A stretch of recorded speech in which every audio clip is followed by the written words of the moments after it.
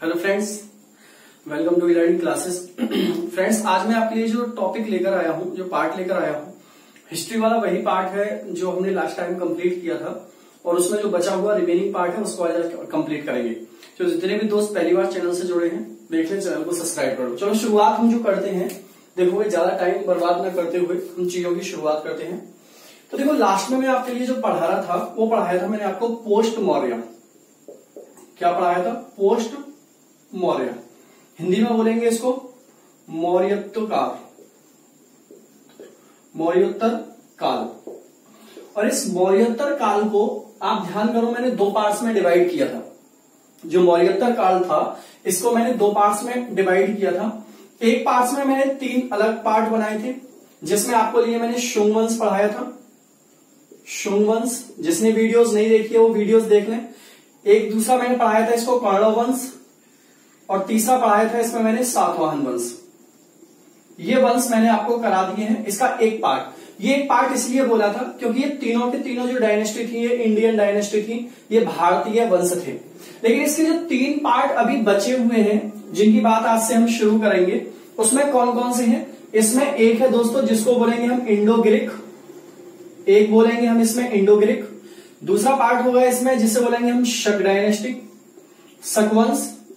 और तीसरा जो होगा इसमें वो होगा कनिष्क। इसको हम इसको ऐसे करके हम बराबर बराबर अलग अलग पार्टों में क्यों बांट रहे हैं? क्योंकि ये तीनों डायनेस्टी जो है ये इंडियन डायनेस्टी है, और बाकी ये तीनों डायनेस्टी जो बची हुई है ये फॉरेनर डायनेस्टी है, और ये विदेशी वंश है तीनों के तीनों। तो ये काफी इंपॉर्टेंट हो जाता है, ये तीनों विदेशी वंश है। तो इसकी मैंने बात कर ली है आपसे, ये पूरा कंप्लीट मैं करा चुका हूं।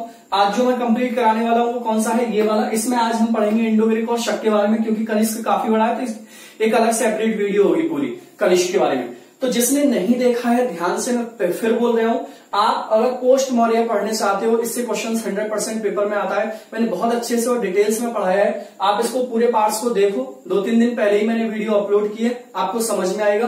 फिर इसके बाद ये पार्ट देखना, तो आपकी इससे रिलेटेड जितनी भी प्रॉब्लम है, सारी प्रॉब्लम क्या हो जाएंगी? खत्म हो जाएंगी। और मैं गारंटी देता हूं हिस्ट्री में आपको क्वेश्चन नहीं छूटेंगे।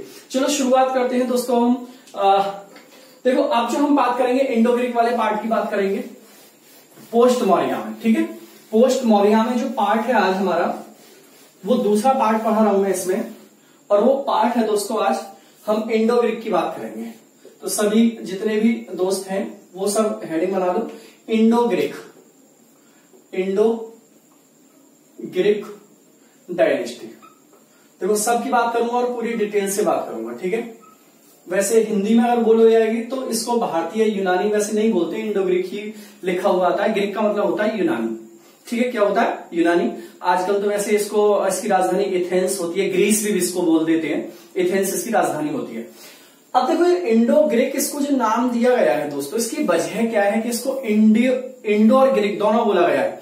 इसलिए क्योंकि जब ये ग्रीक लोग भारत में आए तो इन्होंने जब भारत पर आक्रमण किया, ये विदेशी इन्वेडर थे, विदेशी आक्रमणकारी थे। जब इन्होंने भारत पर आक्रमण किया तो आक्रमण करके ये कहीं गए नहीं, ये भारत में ही आकर रहने लगे, यहीं पर सारी चीजें और प्रक्रियाएं इनकी चली। इसलिए इनको क्या बोला गया? Indo Greek. मतलब ये भारत के ही थे। अगर आगे मैं आपको पढ़ाऊंगा तो उसमें समझ में आ जाएगी आपकी बात कि मैं इनको इंडो ग्रीक क्यों बोल रहा हूं, ठीक। अब देखोगे ये जो आए थे, आए कहां से थे? ये काफी इंपॉर्टेंट बात है इसमें। तो ये आए थे दोस्तों आपका, ये आए थे आपका नॉर्दर्न एशिया से। कहां से आए थे? नॉर्दर्न एशिया से ये आए थे, ठीक है। या आप यहां पर सेंट्रल एशिया भी ले सकते हो। नॉर्दर्न एशिया की साइड से ये आए थे। उत्तर एशिया वाला जो पार्ट है ये वहां से चलकर भारत में आए थे। तो उत्तर एशिया से कैसे हुआ, इसको बहुत अच्छे से समझना है। टॉपिक को मैं पूरा अच्छे से समझाऊंगा, ध्यान से लगा के सुनो। हुआ क्या कि नॉर्दर्न एशिया में एक देश होता था जिसका नाम होता था बैक्टीरिया। क्या होता था? बैक्टीरिया। बैक्टीरिया वो जीवाणु वाला नहीं दोस्तों, ये बैक्टीरिया दूसरा है, ठीक है। बैक्टीरिया एक देश होता था। इस बैक्टीरिया का जो शासक होता था, उस शासक का नाम था दोस्तों डेमेट्रियस। क्या नाम था? डेमेट्रियस। देखो काफी इंपॉर्टेंट बात बता रहा हूं। बैक्टीरिया एक देश था और इसके ऊपर जो शासक था उसका नाम क्या था? डेमेट्रियस। इस डेमेट्रियस ने यहां पर जो वंश चलाया था उस वंश का नाम भी क्या था दोस्तों? डेमेट्रियस वंश, डेमेट्रियस डायनेस्टी। क्या नाम था? डेमेट्रियस डायनेस्टी नाम की इसने डायनेस्टी चलाई थी। अब था क्या कि यहां पर ये देश जो था ये बिल्कुल फर्टाइल वाली जगह नहीं थी, मतलब ये उपजाऊ जमीन नहीं थी। अब देखो कोई भी कहीं भी शासन कर रहे हो, आप कहीं भी रह रहे हो, अगर वहां पर जमीन बेकार है, बंजर जमीन है, जमीन से खेती नहीं हो रही है, उत्पादन नहीं हो रहा है, तो वहां रहने का कोई मकसद नहीं बन पाता है।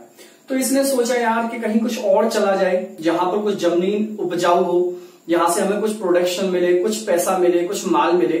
तो इनको पहले से इस बात का पता था कि इंडस रिवर के पूरब में, कहां पर? इंडस रिवर के पूरब में एक देश है जिसका नाम है इंडिया। क्या है? इंडिया। एक्चुअल में जो इंडिया वर्ड है वो भी ग्रीक से ही आया है। कहां से आया है? ग्रीक से। कि भाई जो इंडस रिवर है, सिंधु नदी, उसके जो पूरब में देश है उसका नाम है इंडिया। बोले चलो वहां पर चलते हैं। तो ये क्या हुआ, जो डायमेट्रस था ये वहां से आया भारत पर और इसने भारत पर आक्रमण किया, इसलिए इनको विदेशी इन्वेडर बोला जाता है, विदेशी आक्रमणकारी बोला जाता है।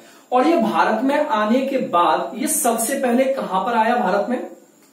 तो देखो इसने भारत में आने के बाद सबसे पहले जो अपनी राजधानी बनाई थी उसका नाम था शाकल। क्या था? शाकल।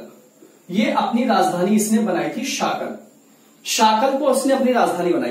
अब आप बोलोगे सर ये शाकल कहां पर है? तो शाकल पहले तो ये पंजाब में होता था। कहां पर? पंजाब में।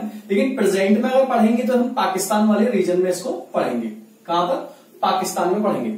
इसने शाकल को अपनी राजधानी बनाया। अब यहां पर ये शाकल में आ गया, भारत में इसने आकर आक्रमण किया, तो यहां पर ये रहने लगा। अब इसका जो उत्तराधिकारी था, जो डायमेट्रस है, इसका जो उत्तराधिकारी था, इसका नाम आपने सुना होगा, ये काफी इंपॉर्टेंट है, उसका नाम था मिनांडर। क्या नाम था? मिनांडर। ये वेरी वेरी मोस्ट इंपॉर्टेंट है भाई आपके एग्जाम के लिए, मिनांडर का नाम। इसका जो उत्तराधिकारी था उसका नाम था दोस्तों मिनांडर। ये एक्चुअल में इसका मिलिट्री कमांडर भी था, इसका उत्तराधिकारी और इसका मिलिट्री कमांडर भी था। जब डायमेट्रस की डेथ हो गई, तो डायमेट्रस की डेथ होने के बाद जो शासक था वो कौन बन जाएगा? मिनांडर बन जाएगा।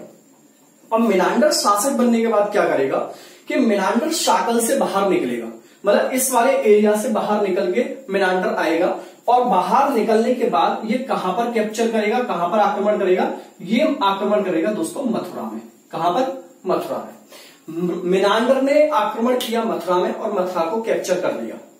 जब मिनांडर ने आक्रमण मथुरा के ऊपर किया और मथुरा को इसने कैप्चर कर लिया, तो यहां पर इसकी भेंट जो होती है, एक बौद्ध भिक्षु थे जिनका नाम था नागसेन। क्या नाम था? नागसेन। देखो काफी इंपॉर्टेंट बात है जो मैं बता रहा हूं आपको। नागसेन नाम के एक बौद्ध भिक्षु थे, बौद्ध भिक्षु। नागसेन नाम के एक बौद्ध भिक्षु थे, इनसे इनकी मुलाकात होती है और नागसेन बौद्ध भिक्षु के ये संपर्क में जब आता है मिनांडर, तो उनसे काफी ज्यादा प्रभावित होता है और उनसे प्रभावित होने के बाद मिनांडर नागसेन के प्रभाव में आने के बाद ये बौद्ध धर्म को एक्सेप्ट कर लेता है। किसको एक्सेप्ट कर लेता है? बौद्ध धर्म को एक्सेप्ट कर लेता है। ठीक है। और ये नागसेन के बारे में आपको ये पॉइंट याद रखना है कि नागसेन ने ही एक ग्रंथ लिखा था दोस्तों, और इस ग्रंथ का नाम क्या था? इस ग्रंथ का नाम है मिलिंद पन्हो। क्या नाम है? मिलिंद पन्हो। ये प्राकृत भाषा में लिखा हुआ है। कौन सी में? प्राकृत भाषा में लिखा हुआ है मिलिंद पन्हो। तो ये काफी इंपॉर्टेंट है और कई बार पूछा भी गया है पेपर में कि बताइए मिलिंद पन्हो जो ग्रंथ है वो किसके द्वारा लिखा है? नागसेन के द्वारा। मिलिंद पन्हो लिखा किसके ऊपर गया है? मिनांडर के ऊपर।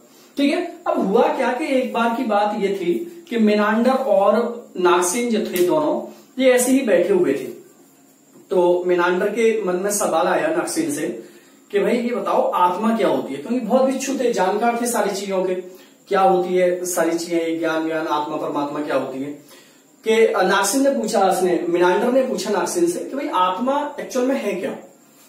तो नागसेन बोले कि आपने कोई तालाब देखा है, उस तालाब में किसी ठहरे हुए पानी को देखा है, उस ठहरे हुए पानी में आप कंकड़ मारिए और कंकड़ मारने के बाद आप क्या देखोगे उसमें कि उसमें से लहरें उठना शुरू हो जाएंगी, एक के बाद अगली लहर अगली लहर अगली लहर। वैसे फिजिक्स में जब हम जाएंगे इसे, तो इसको हम विवर्तन बोलते हैं, एक्चुअल में इंटरफेरेंस बोलते हैं इसको। वो फिजिक्स का पार्ट है, फिजिक्स में अलग देखेंगे। तो जैसे हम जब पत्थर मारते हैं पानी के अंदर, रुके हुए पानी में, तो उसमें से लहरें उत्पन्न होने लगती हैं। आपने भी देखा होगा, एक के बाद आगे लहर बनती चली जाती है। बोले उसी तरीके से कॉन्शियस जो होता है, जिसको हम चेतना बोलते हैं, चेतना, बोले चेतना एक ऐसी चीज होती है जो एक जगह से दूसरी जगह जाती है। चेतना जैसे मेरे अंदर आएगी, मेरे अंदर के बाद आपके अंदर जाएगी, आपके अंदर के बाद किसी और के अंदर जाएगी, फिर किसी और के अंदर जाएगी। बोले चेतना भी उसी पानी की तरह चलती है, जिस तरीके से पानी मूव करता है लेयर बाय लेयर। तो इस बात को सुनकर ये मीनांडर बड़ा खुश हुआ, और खुश होने के बाद उसने नागसेन को अपना क्या बना लिया, गुरु बना लिया। बहुत खुश हुआ और मीनांडर ने नागसेन को अपना क्या बना दिया, गुरु बना दिया। तो एक काफी इंपॉर्टेंट यहाँ पर पॉइंट है जो मैंने आपको समझाया। अब देखो एक पॉइंट यहाँ पर आपसे पूछा क्या जा सकता है पेपर में, बहुत इंपॉर्टेंट बात बता रहा हूं मैं आपके लिए, कि बताइए भारत में सबसे पहले कौन सा इंडो ग्रीक आक्रमणकारी था जिसने भारत में आक्रमण किया। सबसे पहले भारत पर इंडो ग्रीक आक्रमणकारी कौन था, आक्रमण करने वाला? आंसर होगा डायमेट्रियस। क्या नाम होगा? डायमेट्रियस। मैं रिपीट कर रहा हूं, सबसे पहला, आपसे पूछे सबसे पहला आक्रमण करने वाला आक्रमणकारी डायमेट्रियस इंडो ग्रीक। लेकिन आपसे ये पूछे कि सबसे ज्यादा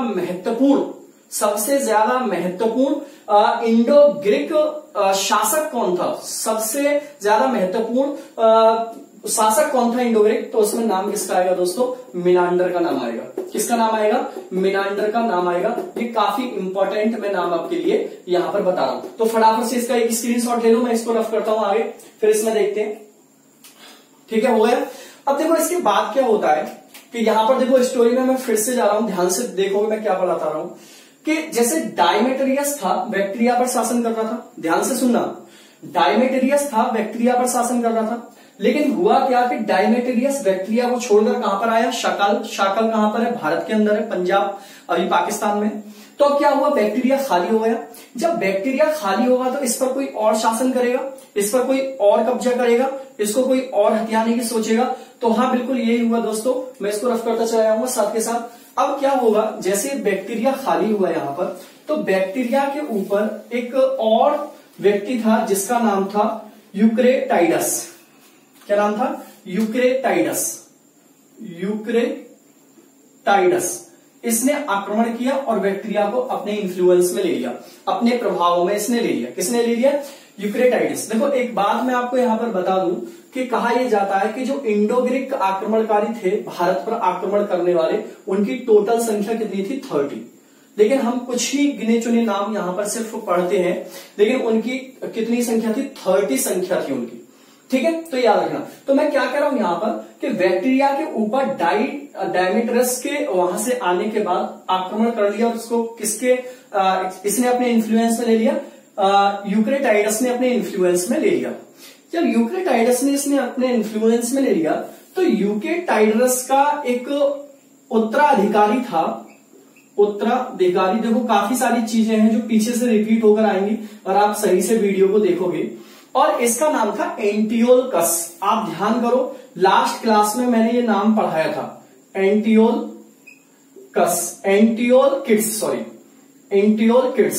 ये नाम मैंने आपको पढ़ाया होगा। ये कौन था? ये यूक्रेटाइडस का उत्तराधिकारी था, एंटियोलकिड्स। इस एंटियोलकिड्स ने क्या काम किया? भारत में तक्षशिला को, किसको? तक्षशिला को अपनी राजधानी बनाया। देखो जिसको कहीं कुछ नहीं दिखता था ना आक्रमण करने के लिए, वो कहां पर आक्रमण करता था? भारत के ऊपर आक्रमण करता था। तो इन्होंने भी आक्रमण किया बाद में, और एंटियोलकिड्स ने किसको अपनी राजधानी बनाया? तक्षशिला को अपनी राजधानी बनाया। बहुत इंपॉर्टेंट बात बता रहा हूं। अब देखो एक और बात ध्यान से सुनो, एंटियोलकस का जो गवर्नर था उसका नाम क्या बताया था? जल्दी से बताओ, मैंने लास्ट क्लास में पढ़ाया था शुंग में। एंटियोलकस का जो गवर्नर था उसका नाम बताया था मैंने आपको, हेलियोडोरस।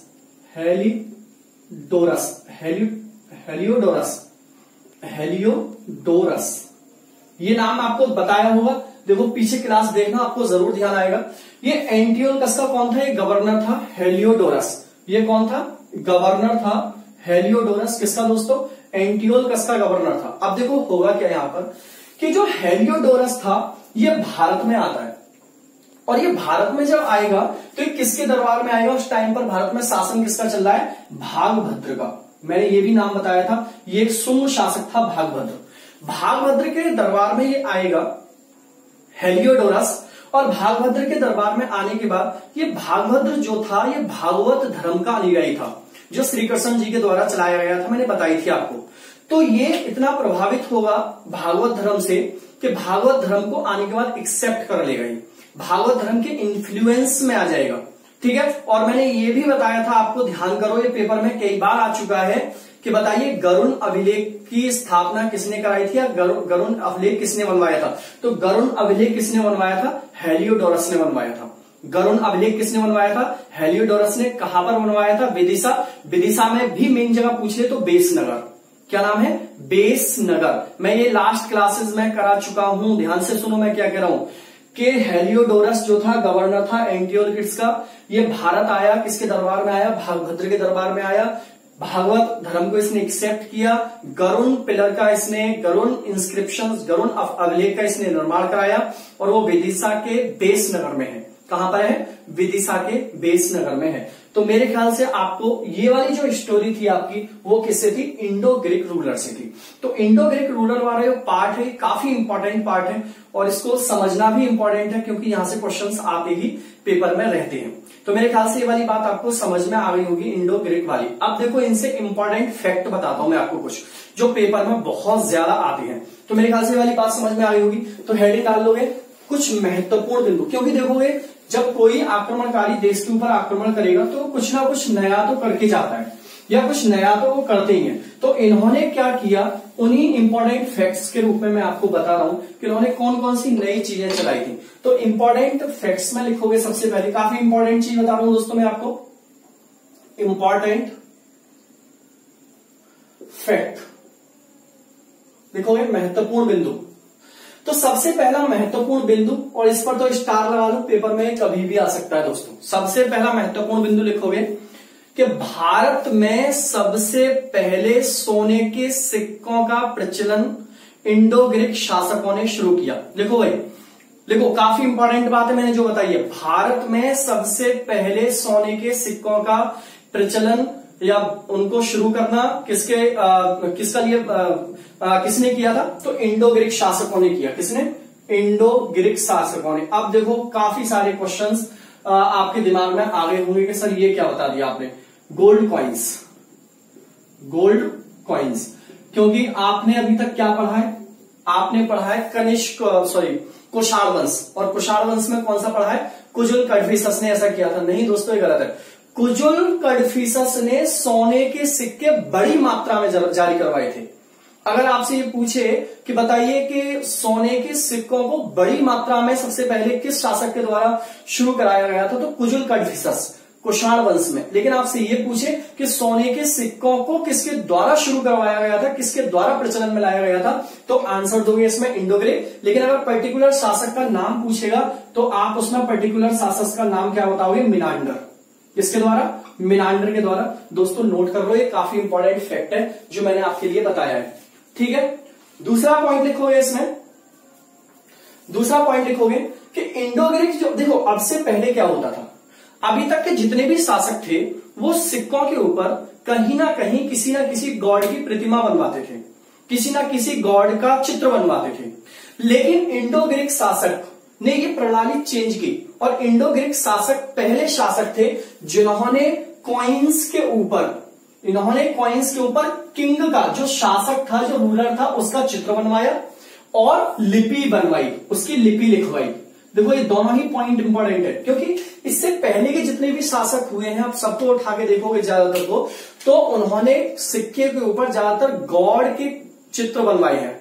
ठीक है, लेकिन इंडो ग्रीक पहले शासक थे जिन्होंने सिक्के के ऊपर राजा की प्रतिमा बनवाई और अपनी स्क्रिप्ट लिखवाई, राजा की प्रतिमा बनवाई और अपनी स्क्रिप्ट लिखवाई।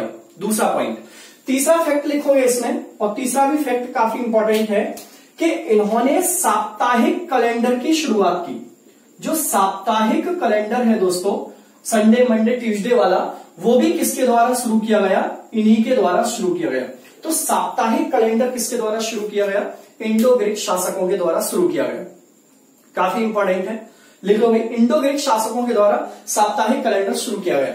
चौथा पॉइंट लिखोगे जिसको हम बोलते हैं नोमेनक्लेचर। नोमेनक्लेचर हिंदी में बोलेंगे इसको ग्रहों के नाम।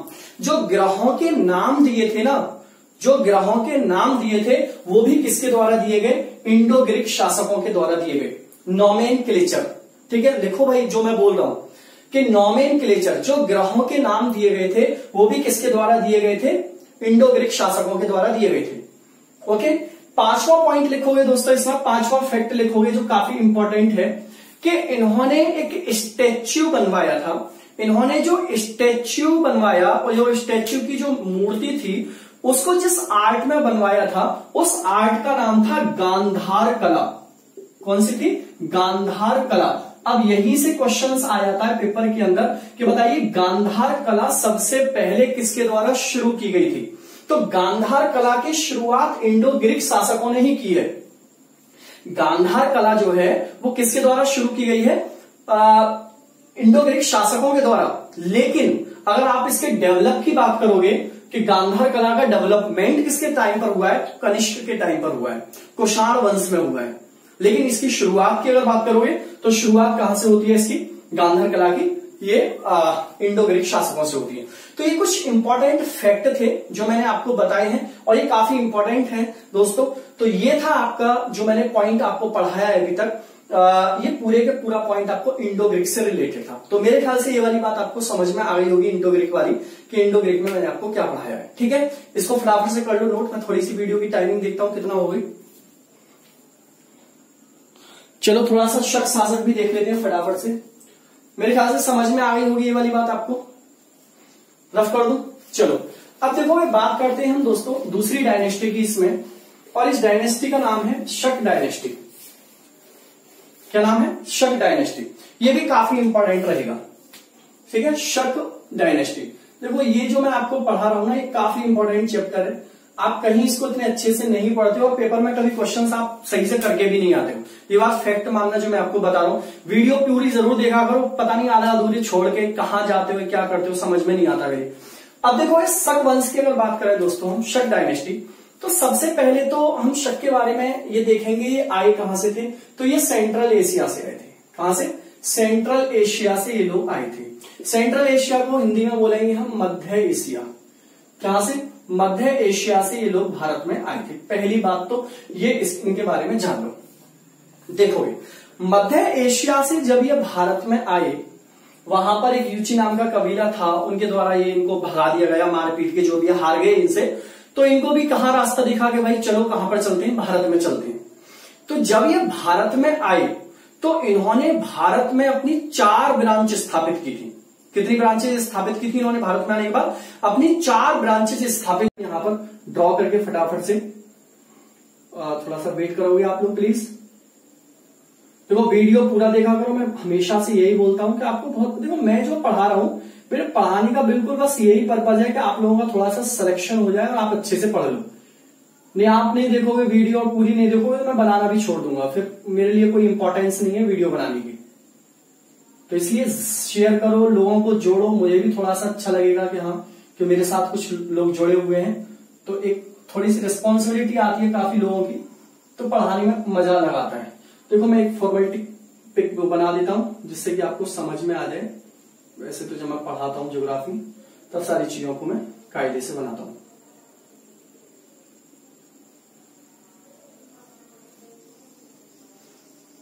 ठीक है, चलो अपने काम का थोड़ा सा ये आपको दिख रहा होगा, बस इतना ही देख लेते। तो मैं क्या बोल रहा हूं कि जो शक आए थे इन्होंने भारत के अंदर 4 अपनी ब्रांचेस खोली थी। तो एक पहली ब्रांचेस अपनी इन्होंने कहां पर खोली थी? पहली तो नहीं बोलेंगे, मैं ब्रांचेस के नाम बता दूं। तो यहां पर है तक्षशिला। कौन सी है? तक्षशिला। एक ब्रांचेस तो इन्होंने यहां पर खोली थी। एक जगह थी इनकी जहां पर ब्रांचेस खोली थी जिसका नाम है मथुरा। कौन सी है दोस्तों? मथुरा। एक ब्रांचेस खोली थी इन्होंने जिसका नाम है नासिक, और एक ब्रांचेस थी इनकी जिसका नाम है उज्जैन।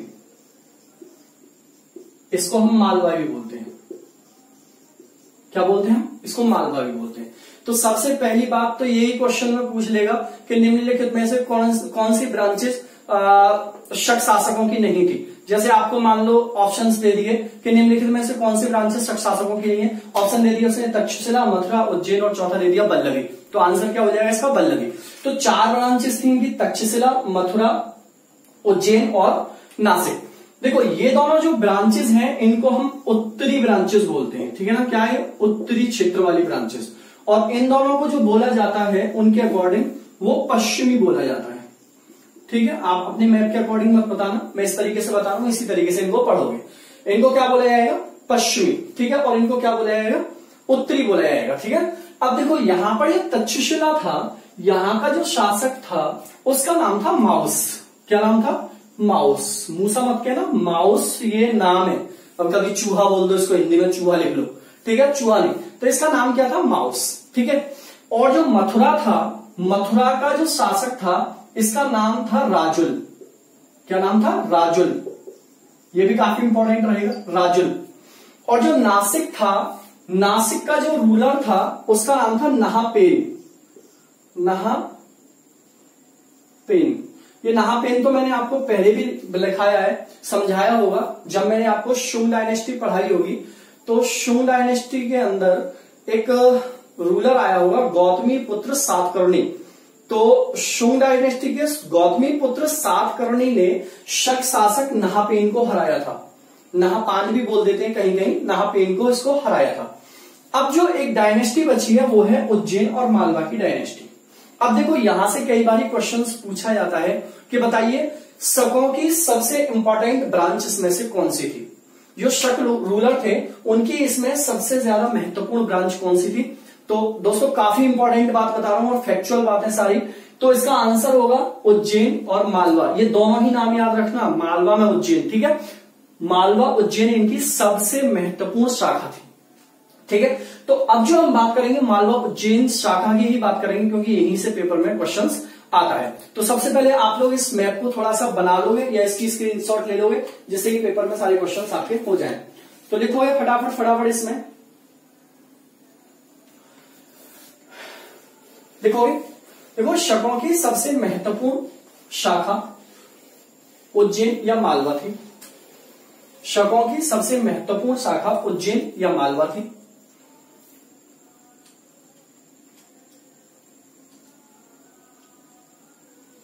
लिखो शक, दूसरा पॉइंट लिखो शक सेंट्रल एशिया से भारत आए थे। सेंट्रल एशिया से भारत आए थे।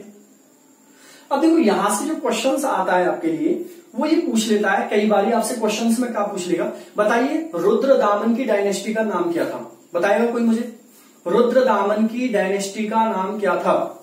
रुद्रदामन कौन सी डायनेस्टी से बिलोंग करता था? भाई ये कोई डायनेस्टी नहीं है जो मैंने आपको नाम लिखे, ये रीजन के नाम है, क्षेत्र है। ये मैं ये नहीं कह रहा हूं कि शक ये उज्जैन डायनेस्टी है, उज्जैन रीजन है, मथुरा रीजन है, तक्षशिला रीजन है, नासिक रीजन है, ये सब के सब रीजन के नाम है। तो आपसे यहां से पूछ लेगा कि बताइए कि उसकी डायनेस्टी का नाम क्या था। तो फटाफट से इसमें लिखोगे। देखो एक रूलर था जिसका नाम था तश्तान। क्या नाम था?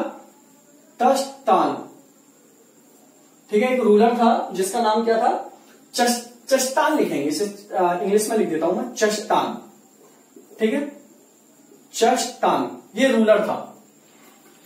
इसी ने मालवा के क्षेत्र में, ध्यान से सुनना इस पॉइंट को, मैं जो बोल रहा हूं ये काफी इंपॉर्टेंट पॉइंट है।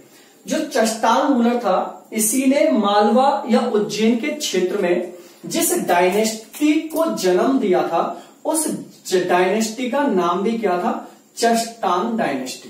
क्या नाम था? चश्तान डायनेस्टी। पहला इंपॉर्टेंट फैक्ट तो ये लिखो, ठीक है। ये मैं क्या कह रहा हूं कि उज्जैन या मालवा ये क्षेत्र का नाम है, डायनेस्टी का नाम नहीं है।